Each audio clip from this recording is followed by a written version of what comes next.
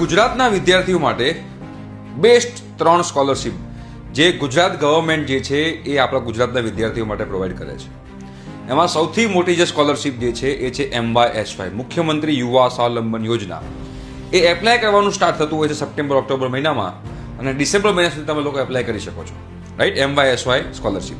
એના પછી બીજી એક સ્કોલરશિપ જે છે એ CMSS, chief minister scholarship scheme. આ બીજી એક સ્કોલરશિપ છે જે ગુજરાતના વિદ્યાર્થીને પ્રોવાઈડ કરવામાં આવે છે અને આ એક એવી સ્કોલરશિપ છે જે MYSY ની સાથે પણ તમે લોકો એપ્લાય એમાં કરી શકો છો. અને ત્રીજી જે સ્કોલરશિપ જે છે એ તમને મળે છે ડિજિટલ ગુજરાત પ્લેટફોર્મ પરથી.